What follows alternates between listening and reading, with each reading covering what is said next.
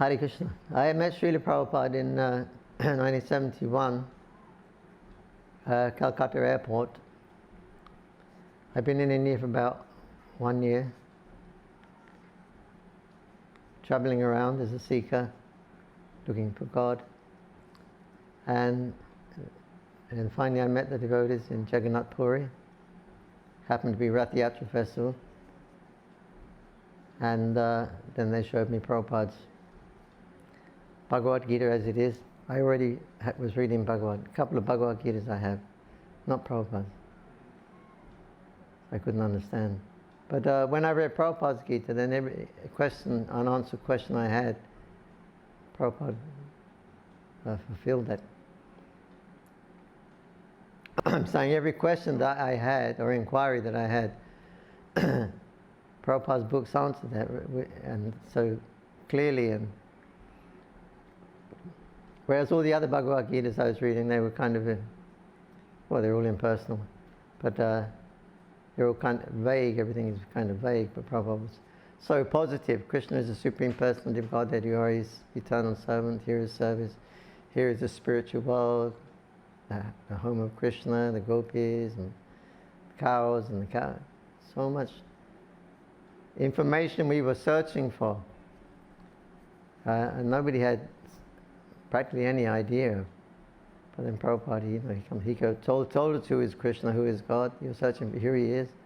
This is his activity. This is what he looks like. All this, so much information was there. We were in ecstasy because we were searching for the promised land and things like that. But nobody. It was just a word, some utopia. But Prabhupada gave it. It was all realized. It's truth. He gave it as a truth that Krishna, God is a person. He has his own pastime activities, etc. So I was so happy when I read Prabhupada's Gita, because all my doubts were finished and gone. I immediately accepted Krishna. I didn't think I'd become a devotee. I didn't know what a devotee was. But anyway, from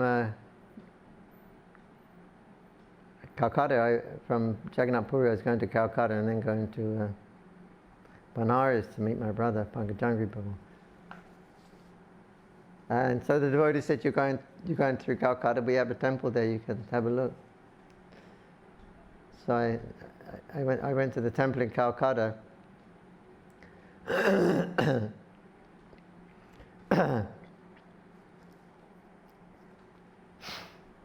Yeah, and everything was there. The deities were there, the devotees were there, the chanting was there, everything. It was all new to me. It was all great stuff. I loved it, every moment of it. I immediately accepted Krishna consciousness. And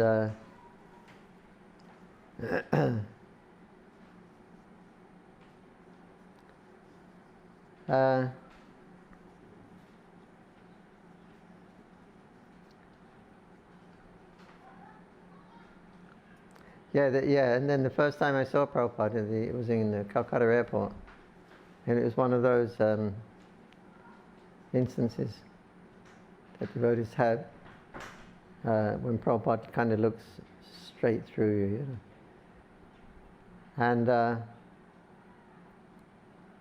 I was a new devotee there, but the other devotees there were doing Harinam in the airport, waiting for Prabhupada in the airport.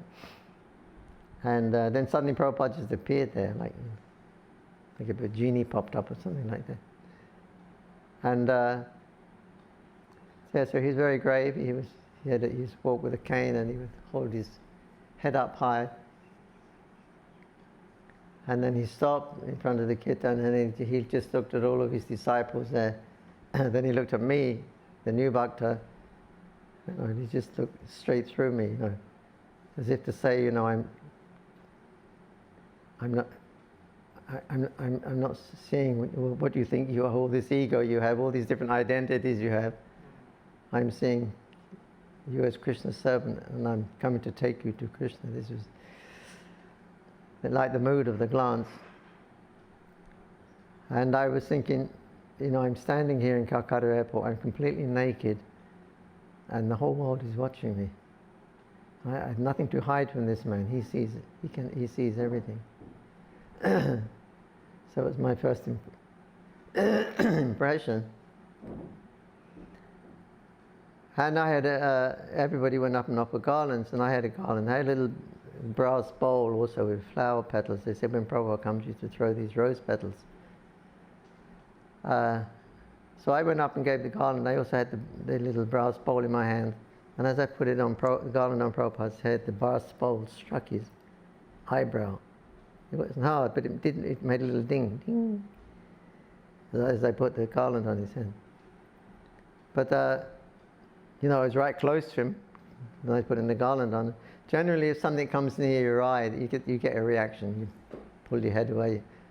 At least you'll blink, but nothing. Eyes didn't even wave or one little, even though I'd actually touched his eyebrow. And I thought, wow, he's completely undisturbed, completely tranquil. My idea of spiritual life, complete harmony with everything and nature and God, and walk into the water and no ripples come out, That I saw in Prabhupada, and a lot of people had the experience. What they thought was spiritual or God-like, they saw it when they met Prabhupada. I don't think Prabhupada was showing it. I think Prabhupada was revealing it.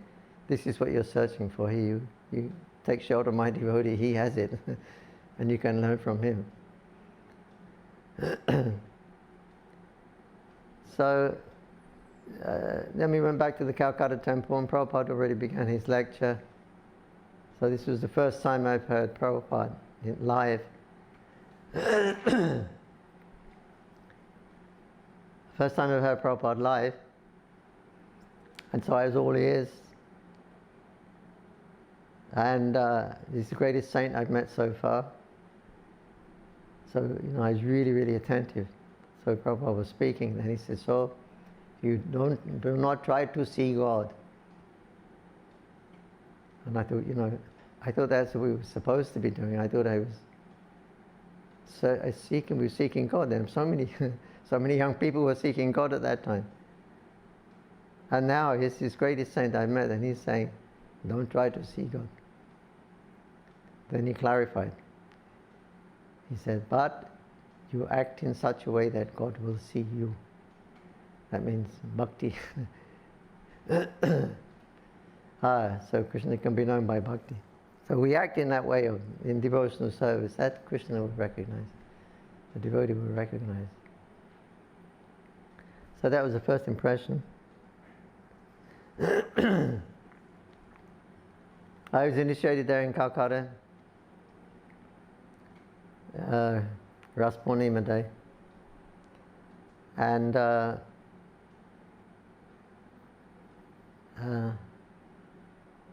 my name was given, Jananivas Das. And this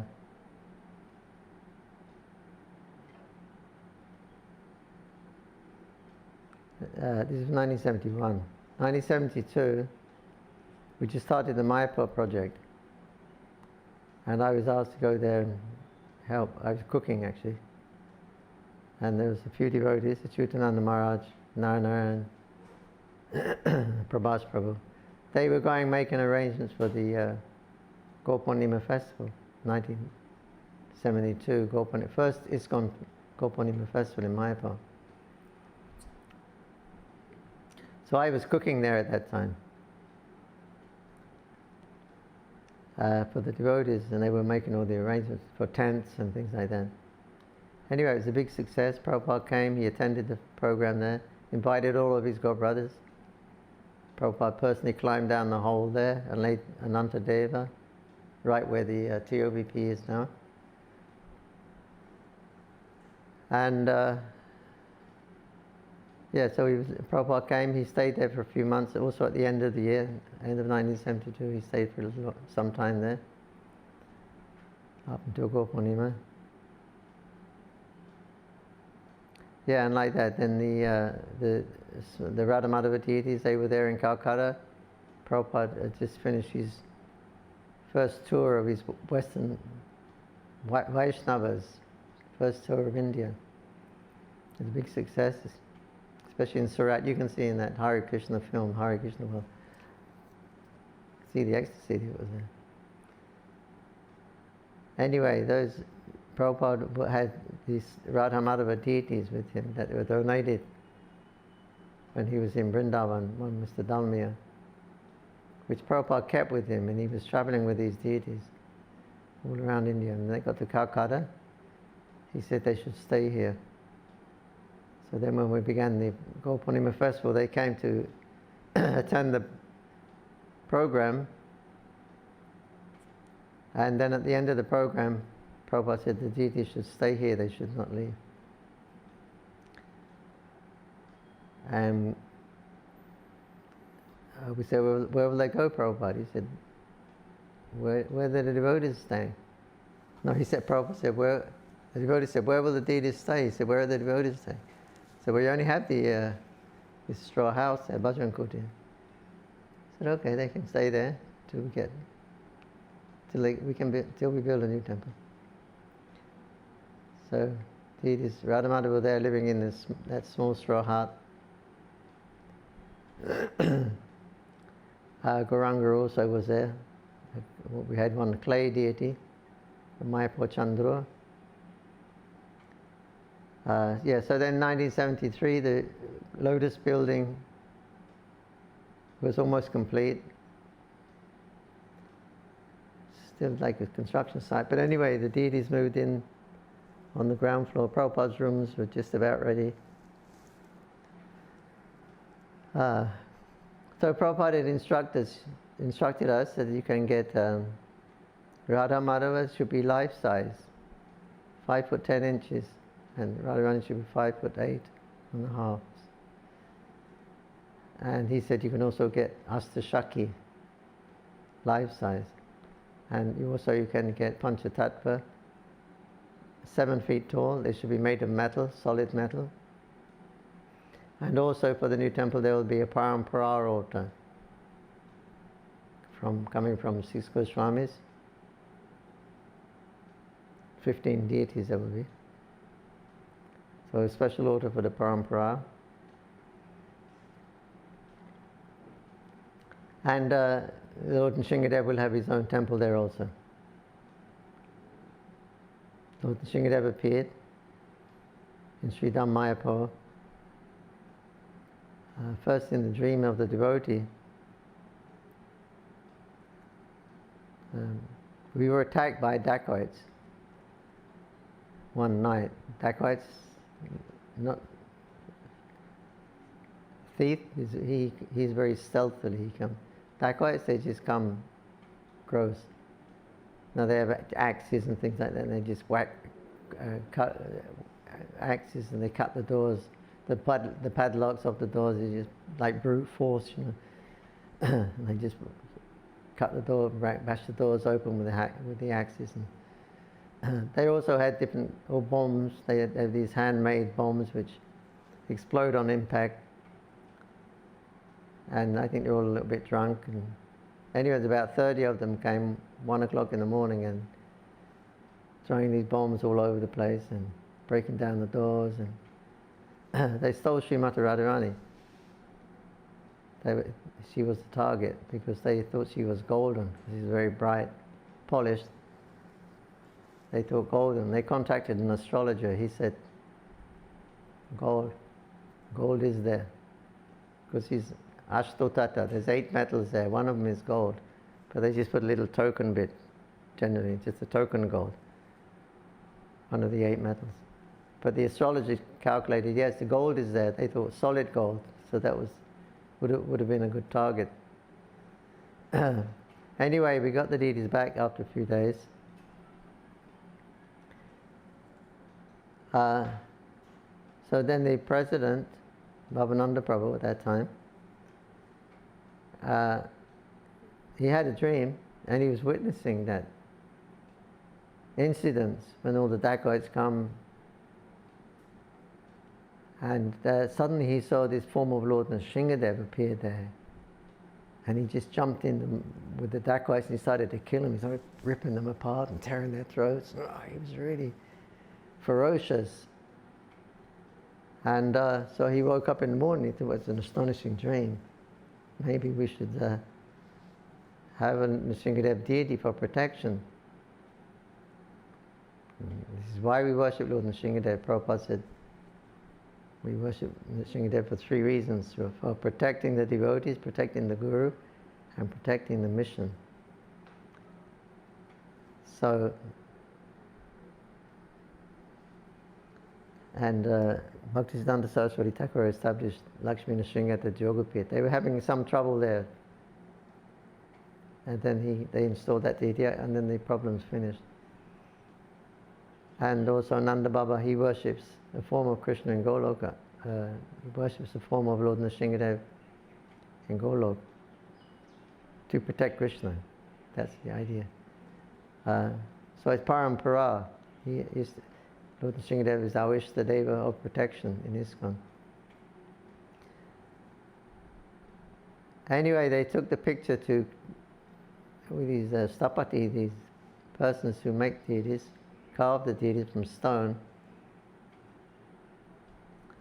And they showed him a picture that they had drawn. And he said he identified this deity. He said this is called Sthana Ugra Nrsinga. Sthana means the column, and Ugra means angry. So this is Lord Nrsingadev. He's just, at that point, he's just burst from the column. Really, really angry. He hasn't killed Hiranyakashipu yet. But he's been tolerating all the tormentation to Prahlad, his devotee. Tolerating. This was the last straw. He couldn't tolerate anymore.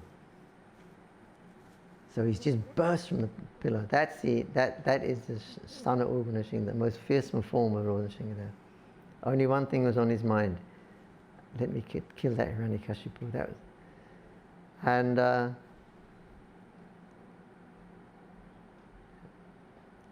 so they said, you can make the deity? He said, no way, I'm going to make that deity.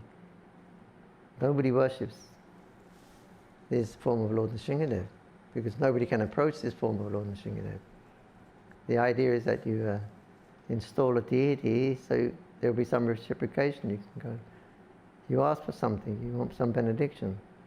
Otherwise, what's the point of having a deity? But this form you cannot approach. Lakshmi couldn't approach, Prahlad couldn't approach. Not until after he had killed Hiranyakashipu. So why you worship a deity that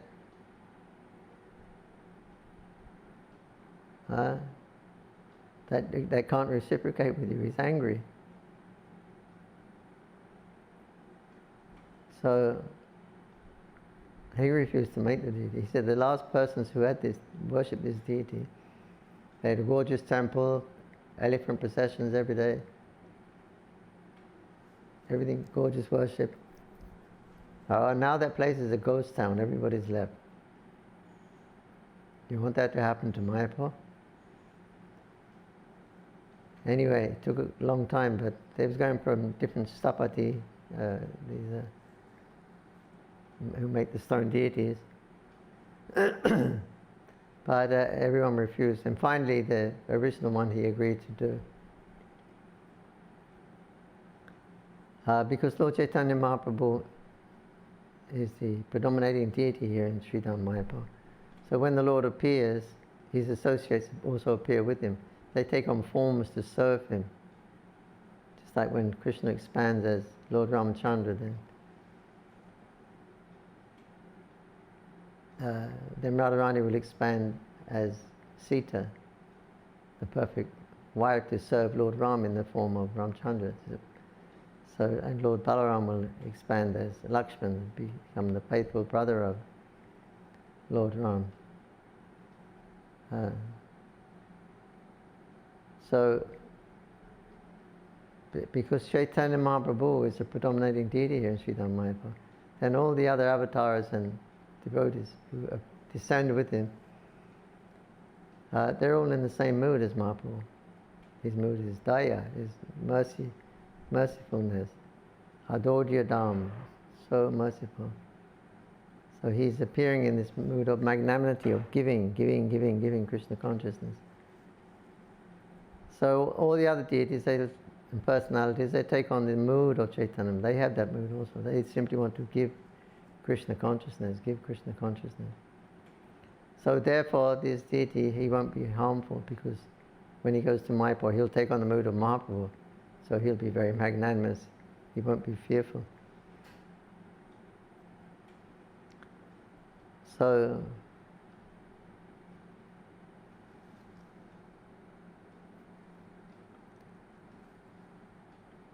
yeah, so then finally we established Lord Nrsimhadev.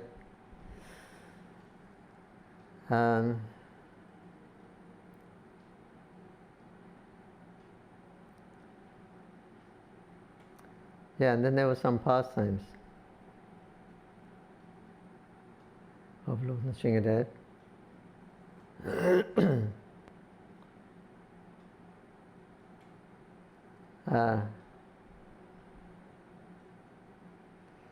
He appeared to one of his pujaris. Baba Siddhi was at that time brahmachari. So he was, the brahmacharis were living in the chakra building on the ground floor. We had bunk beds. So he woke up in the morning because the bed was shaking. He thought the other brahmachari was getting up for Mangalarti. So he opened his eyes and Lord Nrsimhadev was sitting on the end of his bed. So he kind of he was so startled and surprised. He couldn't say anything. And then he tried to get up, and Lord Nrsimhadev just put his fingers on his shoulders and he said it felt like the whole weight of the universe was on my body. And he had marks there for many years. He had little red, didn't pierce him, but he had red marks there. And Lord Nrsimhadev spoke to him, and he said that when you're doing my worship, there's no need to be so fearful. You shouldn't be so frightened. You should do it in a peaceful state of mind. Because we're all scared. We had heard all these scary stories about Nrsimhadev, and so we were all kind of scared. But Lord Nrsimhadev was. Another thing he said was that he said in the morning time, when you wake me up, you put the strong light, this spotlight. He said, no, first you should put on the small dim light, night light. Then after, when for Mangalarti, you can put the strong lights on. And then Lord Nrsimhadev disappeared. And Baba Siddhi, he was running up and down the corridor. All the brahmacharis, what's happening? What's happening? He couldn't say anything. Then finally he ran to the temple just before Mangalarti. Paid his obeisances there. Then he became a little bit pacified. Then he went back to the brahmachari ashram, but he said, I was wondering why everyone was staring at me. He said, then I realized I only had my coping on that's all I had on. Nrsimhadev Bhagavan ki jai.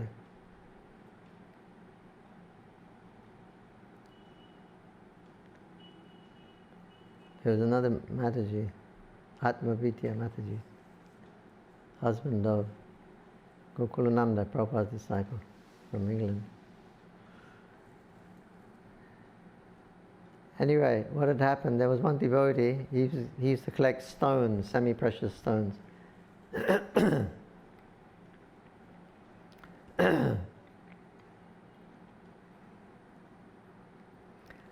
There was a devotee, he used to collect these semi-precious stones, so he had these cat's eyes that kind of being brown, translucent. And he said, can you offer these to Lord Nrsimhadev as his eyes? So we tried them on and they looked really beautiful. Brown, translucent, doe-like eyes. And so we said, okay. So then we was wearing these brown eyes. Then Mataji, she was paying her pranams in front of Lord Nrsimhadev. And she said, ever since I was a child, I had a problem with my eyes. If you can remove that problem, then it'll be good for my service. I can see nicely for my service. And she said, then she heard a voice like coming from the deity room. Tell the pujari to give back my eyes. She said, was that just in imagination or what? And then again the voice said, tell the pujari to give back my eyes. And she was saying, I don't know what to do. I don't know what to do. And the voice said, you go up into the pujari room and tell pujari that I want my eyes back. You don't worry about your eyes. You ask for my eyes back. So then the Mataji came and told me. And I said, okay, I'll consult with the senior devotees, because we can't act on every dream. So many people have dreams. So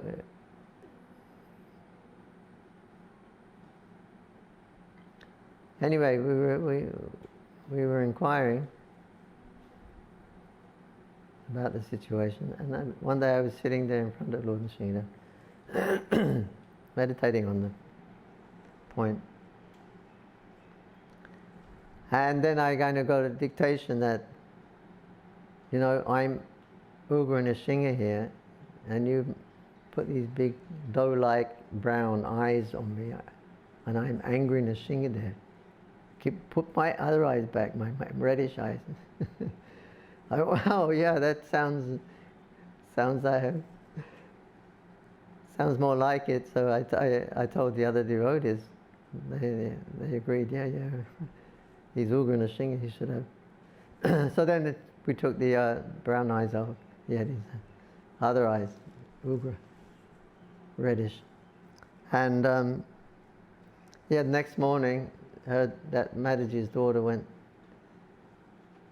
home, and she said to her mother that, you know what happened today during at the Mangalarti time? Lord Nrsimhadev, he was wearing his old eyes again. And her mother said, oh, you know what else happened that when I woke up in the morning?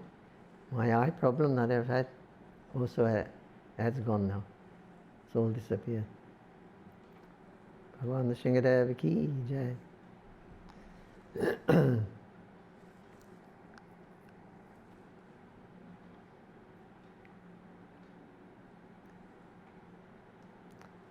There's another story that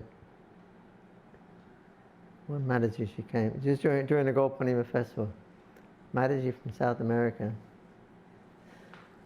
and she said, I want to offer some mangoes to Lord Nrsimhadev. I said, you won't get them now, it's out of season. But if you go to Calcutta, they have a cold storage. You may be able to get mangoes there. I said, why do you want to get mangoes for Lord Nrsimhadev? She said, I had a dream. And I was walking with Lord Nrsimhadev. He was holding my hand, and we were walking through the fields. And at one point, I asked him, what can I do for you? I asked him, how can I serve you? And Lord Nrsimhadev said, well, I like mangoes. If you like, you can bring some mangoes. So anyway, at the end of the festival, she came, and she managed to get a bag of mangoes. So she said, you can offer to Lord Nrsimhadev.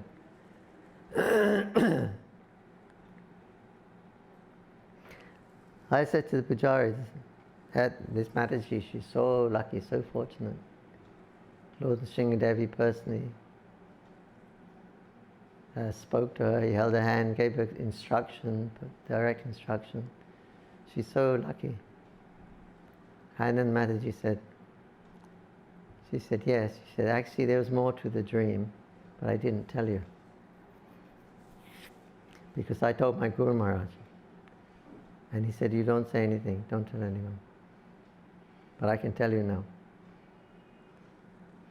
And Lord Nrsimhadev said to me that my pujari is very dear to me. I'm going to take him back home in 1 or 2 days. And Mataji said, oh, no, we don't do that. We like our pujari, don't take him away. So then Lord Nrsimhadev said, okay, I'll take away one of your leaders. Because that was the time when all the GBC were there during Korpurnima festival. The GBC meetings were going on, so all the leaders were there. And His Holiness Gaur Govinda Goswami, he was in his room in the conch building here. He was discussing Krishna, Chaitanya Mahaprabhu's relationship in Puri with Jagannath and the whole mood of separation. And anyway, he was discussing these topics with some of the disciples and followers. And then he said, I feel like I would like to take a little bit of rest. So he lay down and then he left his body, he went back to Godhead.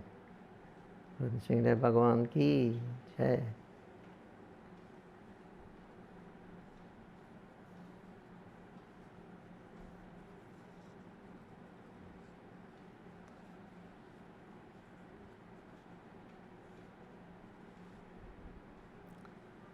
Yeah, so he's a protective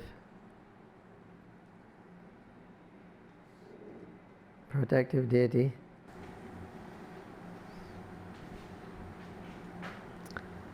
Are we pleased, Lord Nrsimhadev?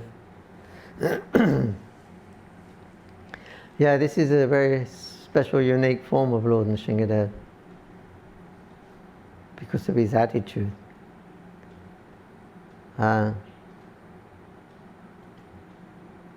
He has many devotees in South India.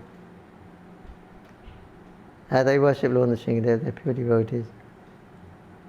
And when they leave their body, they go back to their Nrsimhaloka, the Vaikuntha planet, the Nrsimhaloka. So he's very much fond of his devotees, Bhaktavatsala. But in Mayapur, it's even more special. Because this is the place of Chaitanya Mahaprabhu, and the Sankirtan mission was started here.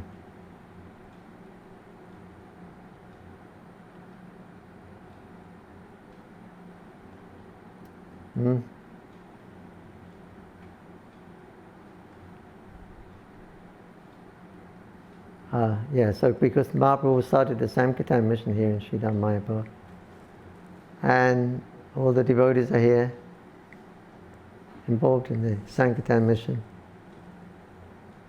So when the devotees of Gauranga approach Lord Nrsimhadev to protect them, we were asking Lord Nrsimhadev to protect us, protect our devotion, so we can serve him nicely, we can expand his mission. So he's removing the impediments, just like he removed Hiranyakashipu, who was a big impediment. But Lord Nrsimhadev here in Mayapur, he likes that the devotees go up and they ask him for protection and things like that, because when the devotee Gauranga Bhaktas ask him, Lord Nrsimhadev, then he says, oh, good, very good. Now I can do some seva also for this Sankirtan mission. I can get involved. If they're coming to me and ask me to help, to protect them, then I get seva. I get the service to Gauranga's bhaktas, Sankirtan bhaktas. So therefore Lord Nrsimhadev is very pleased with the Gauranga bhaktas. So they get special mercy from Lord Nrsimhadev. So the idea is that, yeah, we want to please Lord Nrsimhadev by our service and service attitude, but we pray to him to remove the obstacles in the path of pure bhakti. So that he very much pleases him, that when he sees devotees are absorbed in spreading Chaitanya Mahaprabhu's Sankirtan mission, that very pleases him, and he likes to help the devotees of Gauranga, so that he gets a little part to play in the Yugadharma, or the Sankirtan mission, Chaitanya Mahaprabhu. Sai Nrsimhadev Bhagavan ki jai. Hare Krishna. Another time I felt the presence of Lord Nrsimhadev. It was the Sunday Arti was going on. By Prabhupada's Vyasasana. Maybe I was chanting Gayatri or something. Anyway, I finished, and then it was, time for my next service. But somehow or another I was just sitting there, and it was one of those urging the mind, come on, get up and move, your other services to do now. But somehow or another it just didn't move. And then the Sunday Arti came to an end. Okay, then I got up and I had my service. So the Sunday Arti, it was Sunday Arti. Sunday Arti finished. And I was walking from Prabhupada's Vyasasana to my room, behind Radha Madhava at that time. And so I was just walking past Nrsimhadev. And just at that time, the Sunday Arti had finished. And the Prem Dhvani was going on, something like that. But it wasn't loud. Before that was a roaring kirtan. And then, as soon as the Prem Dhvani was finished, they would start Nrsimhadev. Namaste Narasingha. They would do the Nrsimhadev prayers. Loud again. So,